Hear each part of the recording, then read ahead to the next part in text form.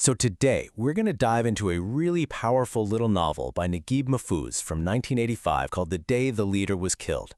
And it's amazing because it uses the story of just one family's heartbreak to capture the soul of an entire nation right at its breaking point. Let's get into it. Right off the bat, this one line from the family patriarch, Muhtashimi, it tells you everything. This isn't about some grand political theory, not yet anyway. It's about the very real, day-to-day, crushing reality of living in an economy that has, as he puts it, just gone completely berserk. And this feeling, it fuels every single thing that happens in this story. And the man telling us this story?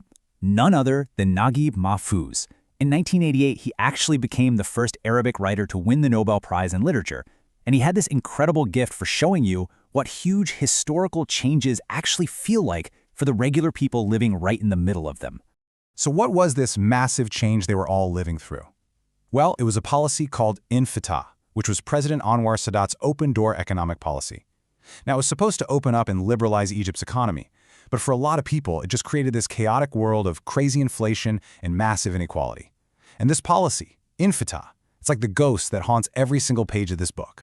And here's where you really feel the impact on a personal level. The characters look back on a time, they call it the Ancien Régime, or even just BI, before Infitah, and they remember these simple comforts, having eggs, cheese, jam for breakfast. But now it's just beans or falafel. It seems like a small thing, but it says so much about this feeling of losing stability, and even a bit of dignity.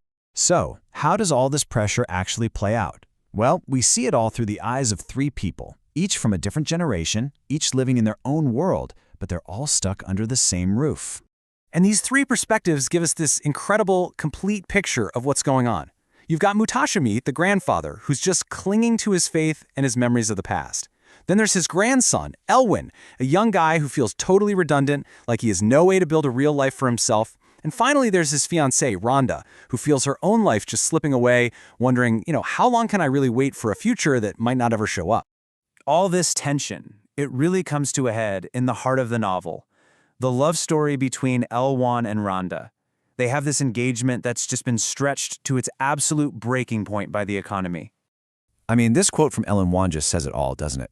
Their love story started in one version of Egypt, a time full of hope and national promise.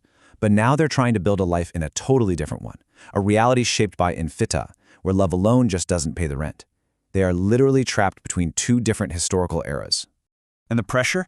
It's not just inside their own heads. It is coming from their families. Big time. Rhonda's mother actually goes to Elwan's grandfather and just lays it on the line.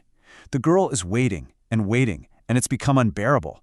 It's not a private thing anymore. It's a full-blown family crisis and a matter of public shame. So Elwan makes a choice, but listen to how he explains it to himself. He's not giving up. Oh no, he's being selfless. He sees his inability to provide for Randa not as a failure of the system he's in, but as a personal failure that he has to free her from. It's just a heartbreaking way to justify giving up. And with that one line, it's over. I now free you from my bondage. Wow. He's basically saying he's her captor, and their love has become a prison. Their relationship becomes the first, and maybe the most painful casualty of the economic situation. But Randa's story doesn't end there, not by a long shot. She makes a really pragmatic choice, a choice that tells you everything you need to know about the new values of this new Egypt. She agrees to marry her boss, this guy, Anwar Alam, and his whole proposal is the complete opposite of what she had with Elwan. He's all about financial security. He represents the solution that the Infitah era seems to be offering. If love can't solve your problems, well, maybe money can. But yeah, it doesn't take long for that mask to slip. Anwar reveals his true philosophy on life. He doesn't see this chaotic economy as a crisis, he sees it as a golden opportunity. For him, getting rich isn't just a good idea, it's basically a religious duty. And he fully expects his new wife to help him do it.